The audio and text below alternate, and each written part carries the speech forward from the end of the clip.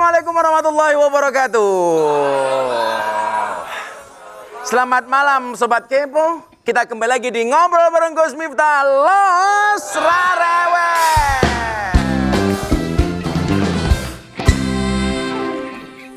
Malam ini kita akan membahas mengenai perjuangan dalam mengejar mimpi menuju kesuksesan. Nah, bagaimana caranya mimpi tidur? Berarti kalau kamu mau sukses harus banyak apaan?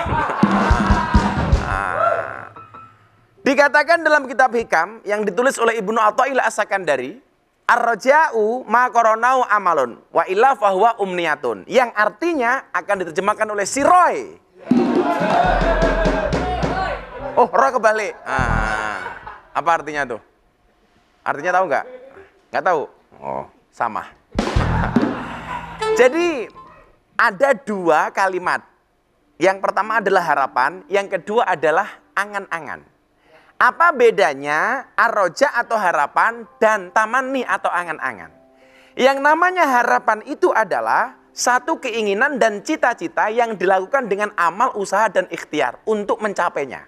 Sementara yang namanya angan-angan atau tamanni itu adalah seseorang yang punya keinginan tetapi tidak ada usaha dan ikhtiar untuk mewujudkannya. Jadi begini, tiap hari pekerjaannya tidur, ya kan? Nggak pernah mau kerja, nggak pernah mau usaha. Tapi begitu bangun tidur, dia nulis status WA, akan indah pada waktunya. Nah, itu namanya angan-angan. Sudah pakai baju muslim, pakai baju koko, pakai kopiah di depan masjid, tapi nggak mau sholat. Tapi dia bilang akan masuk surga pada waktunya.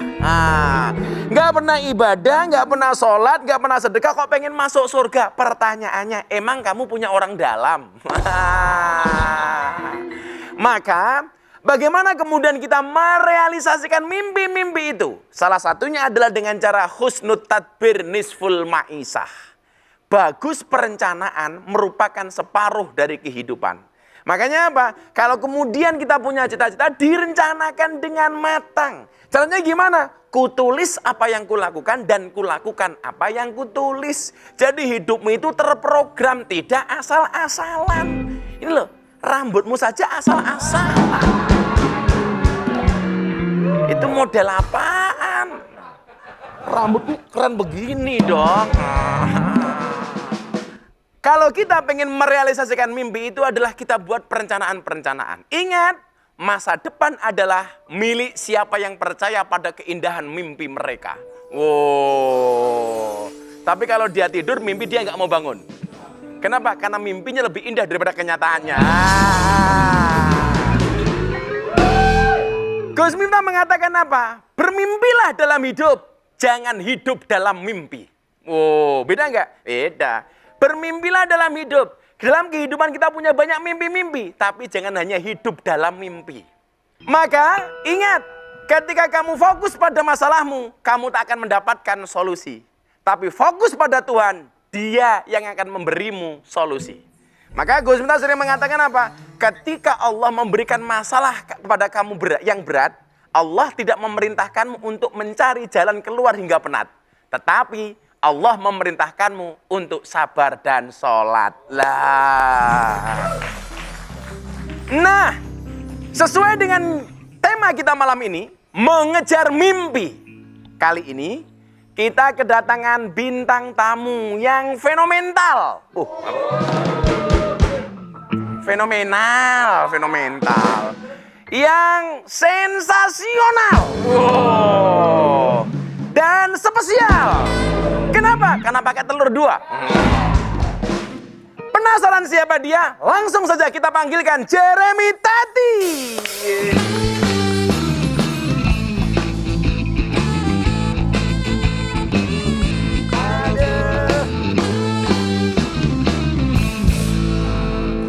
Pak, bermimpilah dalam hidup.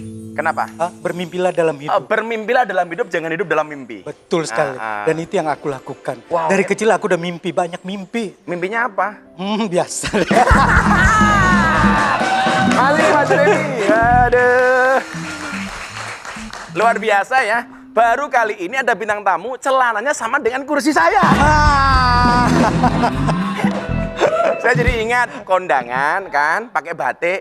Ternyata batiknya sama dengan taplak mejanya.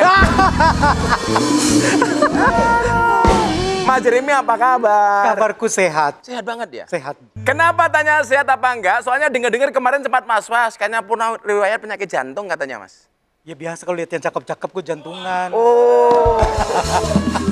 Kalau dilihat yang cakep-cakep, jantungan. Nah, kenapa sampai hari ini Jeremy Ted itu belum punya pasangan?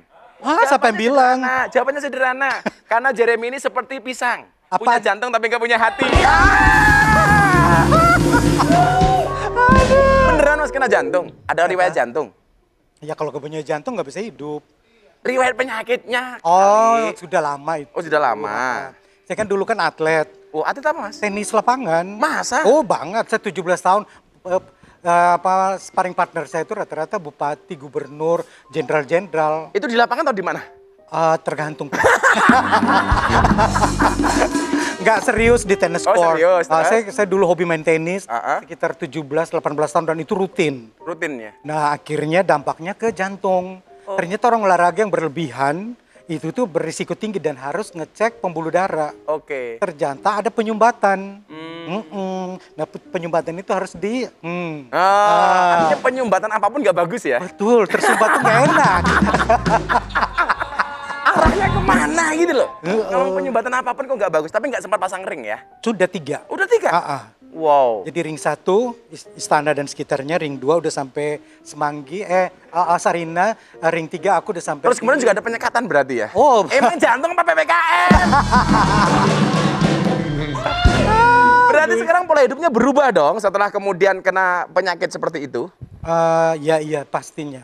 Perubahannya di mana mas? Perubahannya lebih memilah dan milih hidup. Artinya kita tahu ngukur kemampuan kita, mengukur seberapa kuatnya kita secara fisik, dan olahraga stop, tidak bermain olahraga kompetisi. Oh, yang biasa-biasa standar Yang biasa, saja ya? setiap hari aku jalan kaki 5 kilo, wajib itu. Makanya kalau saya itu sepeda itu mas, aku pakai heart rate. Jadi pengukur jantung. Jadi kalau memang sudah agak tinggi banget ya kita harus berhenti. Jangan sampai Anda bersepeda nuruti gengsi. Nah betul. Akhirnya jatuh jantungnya kena. Makanya saya bilang jatuh dari sepeda itu tidak sakit. Yang sakit itu adalah jatuh hati sama kamu nggak terima.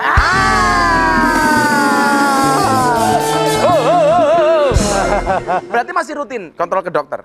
Oh rutin. Mas, ya? Iya, tapi so far udah berapa tahun ini aman-aman aja. Aman-aman saja ya? Tapi awet muda loh Mas Jeremy itu. Nah, orang udah pasang ring akan awet muda. Itu hasil penelitian. Di Amerika aja orang yang sebenarnya belum pasang ring, mereka pingin pasang ring biar kelihatan lebih muda. Oh gitu? Yes. Oh, malah karena lancar. Semprotan apa? Maaf, maksudnya apa darah tuh dipancarkannya tuh lancar ke seluruh wajah, ke seluruh tubuh tuh kan tidak ada halangan. Nyemprotnya kemana-mana ya? Oh, ke seluruh. Mas, kabarnya baru balik dari Bali? Iya, baru ada pulang. urusan apa? Biasalah ngurus orang tua sebagai anak yang ya apa gimana ya. Bapak Ibu Jeremy masih komplit? Ibu sudah dari tahun 2000 udah meninggal. Setelah itu bapakku menikah lagi, tinggalnya di Bali. Oke. Dan dalam beberapa bulan terakhir ini, sebulan terakhir ini, gimana rasanya seorang anak ditelepon bapak pagi-pagi, bapak sudah pingin meninggal. Oh my God. Papa bilang begitu? Omongnya begitu. Pengen meninggal gitu? Pengen meninggal. Ya Allah. Nanti kalau jenazah saya kamu ambil ya, kamu ambil dari Bali. Kalau nggak mungkin naik pesawat kan mungkin ribet. Udah jalan darat aja. Nanti pengen kuburnya di Sukoharjo, di Solo. Beliau setia di Bali, pengen dikuburnya di Sidoarjo. Maksudnya apa mas? Karena adikku juga Desember kemarin meninggal kuburnya di Sukoharjo. Nah dia pingin di samping adikku. Oke, jadi pengen dikubur di samping adik ya? Akhirnya sekarang semua udah kerja bakti bikin kuburan secepat-cepatnya. Oh Masya Allah. Aduh. Tapi papa umurnya berapa sih? 87. 87 mas? Wah, pengantin baru apa pengantin lama? Udah lama, udah tua. Apa bedanya pengantin baru sama pengantin lama? Bedanya satu, pengantin baru itu ranjang cuma 2 meter, itu kelebaran. Tapi kalau pengantin lama, ranjang 5 meter, kesempitan. Bedanya itu. Ini ngomong serius banget, asik banget sama Jeremy sampai lupa nggak dikasih minum. Uci, bawain minum dong.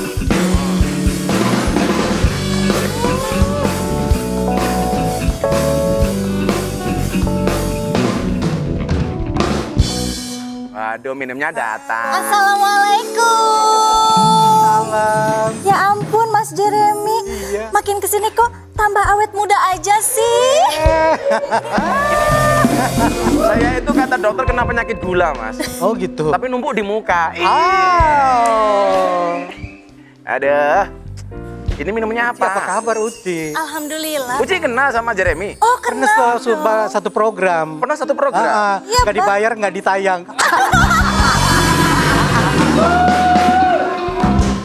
Udah jauh-jauh ke Bogor. Jadi Tiap nggak dibayar, episode. nggak tayang ya akhirnya. Ya? Tapi abang, aku tuh yang ngefans banget loh sama Kak Jeremy ini. Kamu sejak kapan kenal dia? Iya ngelihat di TV kan warawiri gitu di berita, aku tuh langsung ngefans banget. Ya Allah temukan aku. Ternyata bener akhirnya Benar, bertemu akhirnya ya ketemu. kita pernah. Lebih cakep di TV atau aslinya? Aslinya dong. Coba. Tuh. Tapi apa sih Kak rahasianya supaya bisa awet muda? Aku Pasang juga ring pengen- jantung. Oh amit-amit ya Allah. Berani. Jangan dong. Pasang ring jantung 3. Aku mendingan ini aja deh pasang cincin aja di jari aku gimana? Orang Iya. mah pacaran pasang ring di sini, kita mau pasangnya di jantung. Amin ya Allah.